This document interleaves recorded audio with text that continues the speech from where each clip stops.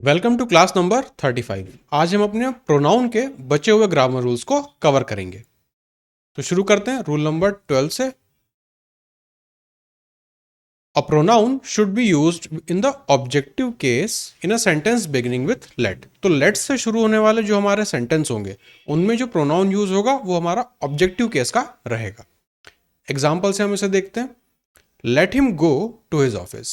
अब यहाँ पे सेंटेंस हमारा शुरू हो रहा है लेट से, उसके बाद जो हमारा प्रोनाउन आ रहा है वो कैसा है? हिम। हिम होता है हमारा ऑब्जेक्टिव केस, तो वही यहां पर आना चाहिए, इसलिए ये सेंटेंस हमारा सही है। Let her submit the records in time. अब लेट से शुरू हुआ, उसके बाद जो प्रोनाउन है वो है हर।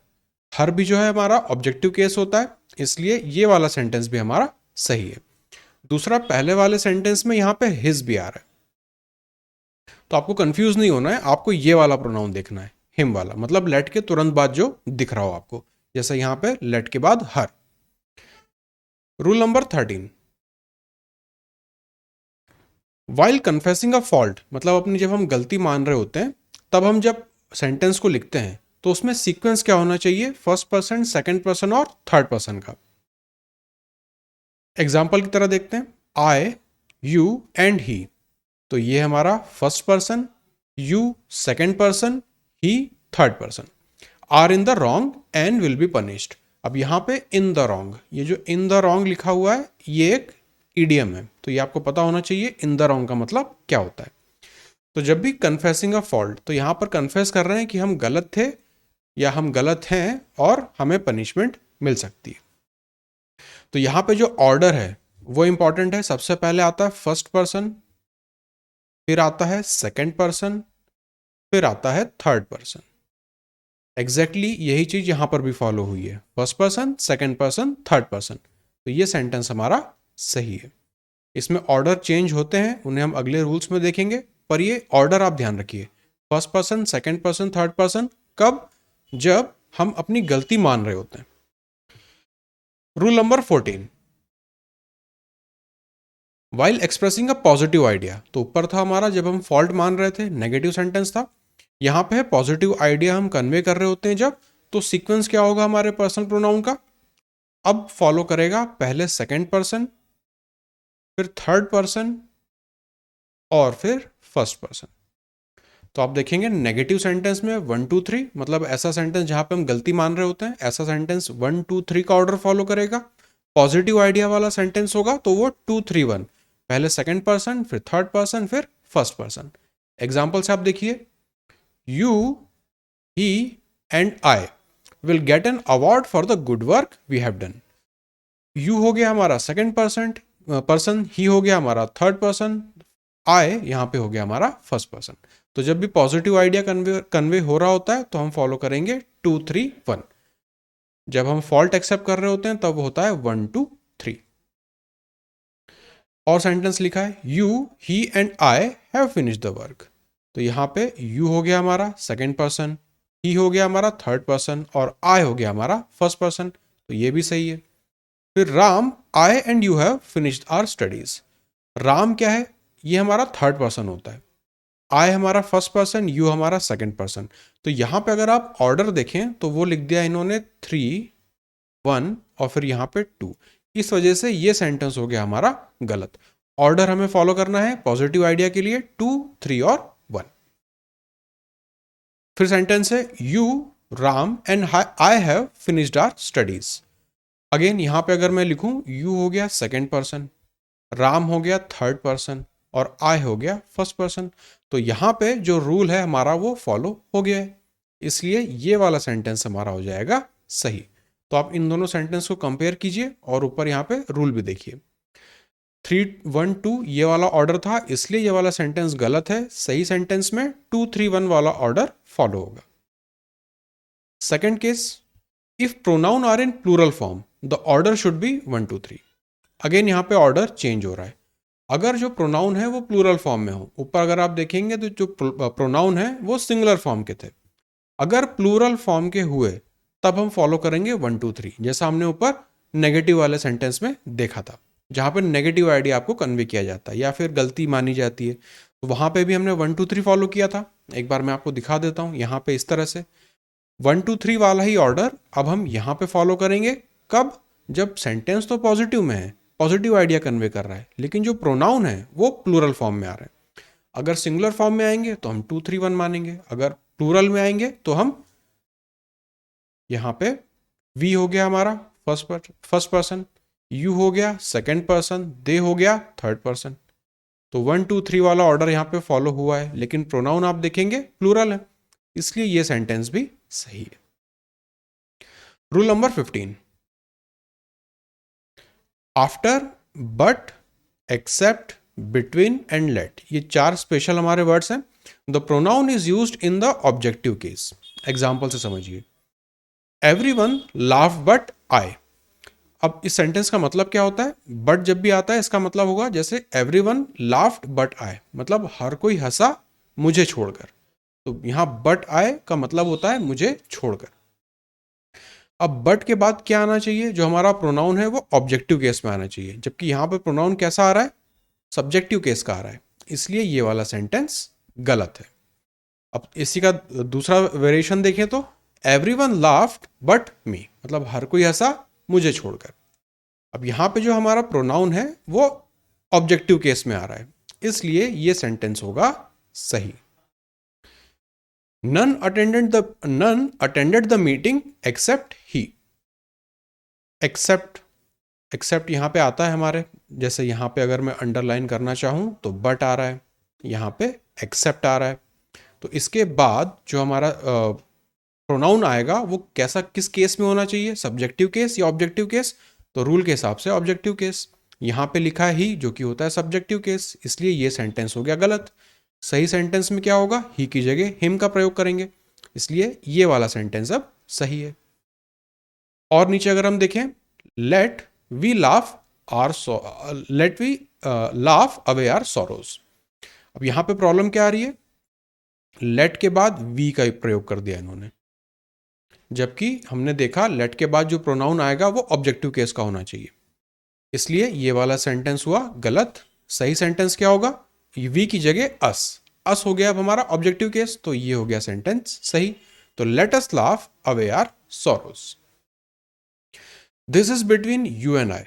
अगेन ये वाला भी इंपॉर्टेंट है, कई बार हम कंफ्यूज हो जाते हैं। तो यहां पे बिटवीन, यहां पे था लेट और उसके ऊपर था एक्सेप्ट और उसके ऊपर था बट। तो ये 4 स्पेशल वर्ड्स हैं, इनके बाद क्या किस तरह का प्रोनाउन आएगा सेंटेंस में वो आपको ध्यान देना है।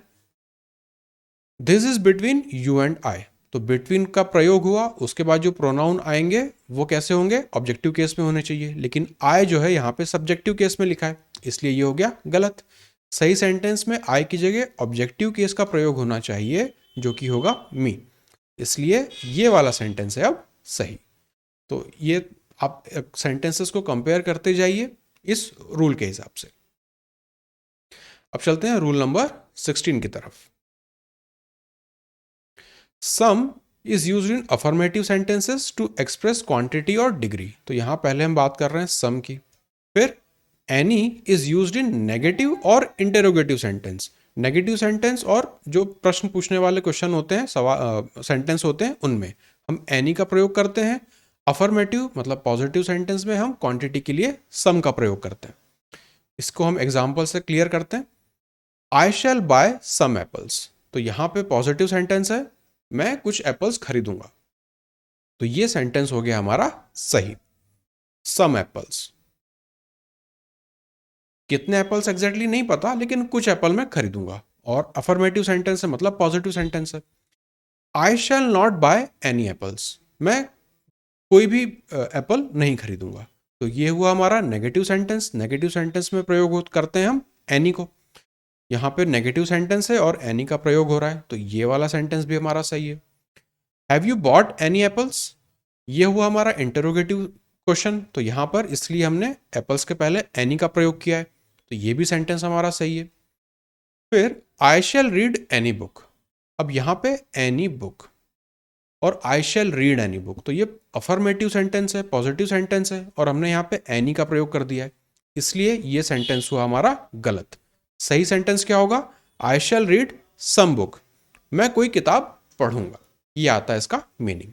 तो कहाँ पर सम का प्रयोग करना है, कहाँ पर एनी का प्रयोग करना है, ये आप इन एग्जाम्पल्स के थ्रू समझिए। रूल नंबर 17,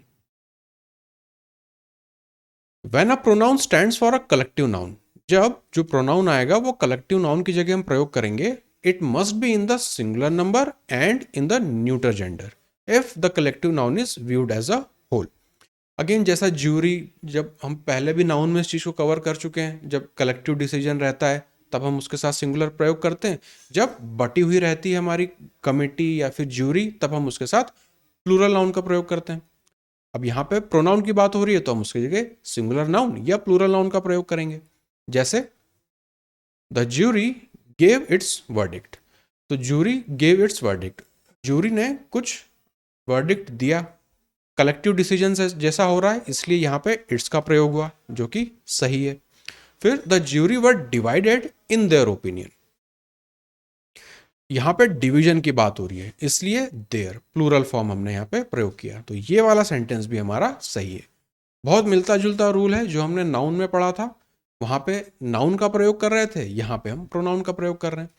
तो जब कलेक्टिव हो रहा है इसमें वर्ब भी चलता है, वर्ब का भी आपको ध्यान देना है, और हम यहाँ पे बात कर रहे हैं प्रोनाउन की, तो जब कलेक्टिव डिसीजन दिया जा रहा है तो इट्स सिंगुलर फॉर्म का प्रयोग करेंगे, जब डिवीजन की बात हो रही है उनमें बटे हुए हैं वो, तब हम यहाँ पे प्लूरल प्रोनाउन का यूज करेंगे। Rule number 18, each other is use for two person, तो हम यहां बात कर रहे हैं ईच अदर की, जब भी दो लोगों की बात हो रही होगी तब हम ईच अदर का प्रयोग करेंगे। The two brothers disliked each other, तो यहाँ पे टू ब्रदर्स दो लोगों की बात हो रही है इसलिए यहाँ पे हमने ईच अदर का प्रयोग किया, तो ये सेंटेंस सही। Romeo and Juliet loved each other, again दो लोग हैं तो इसलिए हमने ईच अदर का प्रयोग किया, ये भी सही है। The two children quarrelled with each other, quarrelled का मतलब होता है लड़ना, दो हैं इसलिए यहां पे ईच अदर का प्रयोग है, तो ये वाला सेंटेंस भी हमारा सही है। फिर वन अनादर, अब यहां बात होगी वन अनादर की, तो one another is used for more than to persons, तो ऊपर हमने देखा दो लोग हैं तो ईच अदर, अगर दो से ज्यादा लोग हैं तो हम वन अनादर का प्रयोग करेंगे। Good boys do not quarrel with one another, अब गुड बॉयज कितने लड़के हैं हमें नहीं पता, तो एज्यूम करके चल रहे हैं कि दो से ज्यादा हैं इसलिए वन अनादर, ये सेंटेंस हमारा हो गया सही। All the students of the class are friendly, they like one another, तो क्लास के सभी बच्चे फ्रेंडली हैं और एक दूसरे को वो पसंद करते हैं।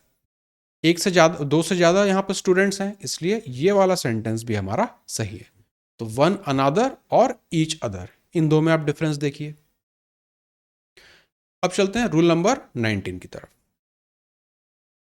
द प्रोनाउन हु, whom और whose are generally use for persons. अब हु का प्रयोग हम कब कब करते हैं, नॉमिनेटिव केस में। whom का प्रयोग कब करते हैं, ऑब्जेक्टिव केस में। नॉमिनेटिव केस ही हमारा सब्जेक्टिव केस होता है। तीसरा whose, इसका प्रयोग करते हैं हम पॉजेसिव केस में। इन तीन फॉर्म में लोगों को बहुत ज्यादा प्रॉब्लम होती है, तो इसे आप इस तरह से देखिए। हु जो है ज्यादातर हम उसे सब्जेक्टिव केस में लेंगे, whom को हम लेंगे ऑब्जेक्टिव केस में, और whose हमें दर्शाता है पॉजेसिव केस। इस चीज को हम एग्जाम्पल से देखते हैं। Shikha Shikha is the student who got an award, तो यहां पे बात हो रही है शिखा की और हमने यहां पे प्रयोग किया हु गॉट एन अवार्ड, तो यहां पे हु जो है वो एज अ सब्जेक्ट की तरह यहां पे एक्ट करेगा, और हु आता भी है हमारा सब्जेक्टिव केस में, तो ये वाला सेंटेंस हमारा सही है। They are the thieves whom the police caught, ये वो चोर हैं जिन्हें पुलिस ने पकड़ा, तो यहां पे whom जो है वो ऑब्जेक्टिव केस में आया, इसलिए ये वाला सेंटेंस भी हमारा सही है। This is the student whose certificates are lost, जिसके सर्टिफिकेट्स गुम गए हैं, तो हुज का प्रयोग यहां पे हुआ है पॉजिटिव केस में, ये वाला सेंटेंस भी हमारा सही है। तो इन तीन में आप डिफरेंस देखिए। हु का प्रयोग ज्यादातर हम करेंगे जब सब्जेक्टिव केस फॉलो हो रहा होगा, हुम का प्रयोग करेंगे जब हम ऑब्जेक्टिव केस फॉलो कर रहे होंगे, और हुज ज्यादातर पॉजिटिव केस में यूज में आता है। Rule number 20, use of which. अब हम यहां पे बात कर रहे हैं विच की। For infants, small animals and objects, infants हो, स्मॉल एनिमल्स हो या ऑब्जेक्ट्स हो, तो उनके साथ हम विच का प्रयोग करते हैं। This is the baby which was lost in the theatre. ये सेंटेंस हमारा सही है। This is the dog which my friend bought from the US. ये वाला सेंटेंस भी सही है। दूसरा कब प्रयोग करते हैं हम विच का? व्हेन सिलेक्शन इज एक्सप्रेस्ड, जब हम सिलेक्शन की बात कर रहे होते हैं। तो which of this television sets do you want to purchase, इनमें से कौन सा टेलीविजन सेट आप खरीदना चाहेंगे? तो यहाँ पे हम सिलेक्शन कर रहे हैं, इसलिए यहाँ पे हम विच का प्रयोग कर रहे हैं। ये वाला सेंटेंस भी हमारा सही है। तीसरा क्या प्रयोग होता है विच का? To refer to a sentence, refer करने के लिए। He was said to be drunk which was not true. अब यहाँ पे विच जो है वो किसे करस्पॉन्ड कर रहा है? He was said to be drunk, he को नहीं करस्पॉन्ड कर रहा है। ही वॉज सेड, वो जो बात कही जा रही है उसको करस्पॉन्ड कर रहा है ये विच। इसलिए he was said to be drunk which was not true. मतलब कहा जा रहा था कि वो शराब पिए हुए है, लेकिन ये बात सही नहीं है। तो ये बात सही नहीं है। तो we are referring to a sentence, ना कि इस पर्सन को। हम उस पर्सन को रिफर नहीं कर रहे हैं। अब वो जो बात कही जा रही है हम उस सेंटेंस को यहाँ पर रिफर कर रहे हैं। तो ये तीसरा तरीका हुआ विच को प्रयोग करने का। Rule number 21। अब हम बात करेंगे दैट की। तो हु, हुम, हुज, विच, दैट, ये सारे के सारे हम यहाँ पे कवर कर रहे हैं। For persons, lifeless things are simply objects and small animals in the singular or plural number। हम यूज कर सकते हैं that का। This is the girl that failed in the exam। that failed in the exam। हम यहाँ पे who का भी प्रयोग कर सकते हैं, चाहे तो हम that की जगह यहाँ पे who भी लिख सकते हैं। दोनों सेंटेंस सही हो सकते हैं। This is the girl who failed in the exam। तो यहाँ पर who जो रहेगा वो हमारा सब्जेक्टिव केस में रहेगा, और यहां पर हम दैट का भी प्रयोग कर सकते हैं। तो इस तरह से अलग अलग स्ट्रक्चर्स बनते हैं जहां पर कई बार चीजें ओवरलैप हो जाती हैं। This is the radio that I bought yesterday. That I bought yesterday, तो यहां पे नॉन लिविंग थिंग की बात हो रही है। अब इसके लिए हम हु तो नहीं प्रयोग कर सकते हैं, क्योंकि हमने देखा था हु, हुम और हुज हम प्रयोग किसके लिए करते हैं? ज्यादातर पर्सन्स के लिए, लोगों के लिए हम इसे प्रयोग में करते हैं। लेकिन यहां पे तो बात हो रही है रेडियो की, तो ये तो नॉन लिविंग थिंग है। प्लस यहाँ पे हम बात कर रहे थे गर्ल की, जो कि लिविंग थिंग है, पर्सन है। तो उसके लिए हम दैट के अलावा हु का भी प्रयोग कर सकते हैं। फिर हम प्रयोग करते हैं दैट का as a substitute for a singular noun that already mention, जिसे हम पहले भी मेंशन कर चुके हैं। The weather of Hyderabad is far better than Chennai. अब यहां पे हम कंपेयर किस चीज को कर रहे हैं? वेदर को कंपेयर कर रहे हैं। किसके? हैदराबाद और चेन्नई को। पर यहां पे इस फार बेटर देन चेन्नई, इसका मीनिंग आ रहा है कि हम हैदराबाद और चेन्नई को कंपेयर कर रहे हैं, इसलिए ये सेंटेंस हुआ हमारा गलत। सही सेंटेंस क्या होगा? The weather of Hyderabad is far better than that of Chennai. यहां पे वेदर और यहां पे देन। अब हम वेदर को वेदर से कंपेयर कर रहे हैं, इसलिए ये वाला सेंटेंस हुआ हमारा सही। तो हम क्या कर रहे हैं? यहाँ पे सब्सटीट्यूट कर रहे हैं सिंगुलर नाउन को, जो कि पहले ही मेंशन किया जा चुका है। तो यहां पर पहले सेंटेंस में क्या गड़बड़ हो रही थी कि हम वेदर को कंपेयर करना चाह रहे थे हैदराबाद और चेन्नई के, लेकिन यहां पे मिसिंग था हमारा देन। सेकेंड सेंटेंस में हमने उसे करेक्ट किया, इसलिए अब ये सही हो गया। Rule number 22। When comparing subjective cases, अब हम यहाँ पे कंपेयर कर रहे हैं सब्जेक्टिव केसेस को। The pronoun of subjective cases used after as and then. ये है रूल जिसमें बहुत ज़्यादा गलती होती है। हम कंपेयर जब कर रहे होते हैं सब्जेक्टिव केसेस को, जैसे एग्जाम्पल से आप समझिए, he is as fast as me. तो यहाँ पे उसे और मुझे, दो लोगों को कंपेयर किया जा रहा है और दोनों सब्जेक्टिव केस में है। तब जो प्रोनाउन है वो भी सब्जेक्टिव केस का हम प्रयोग में लाएंगे एज और देन के बाद। तो he is as fast as me.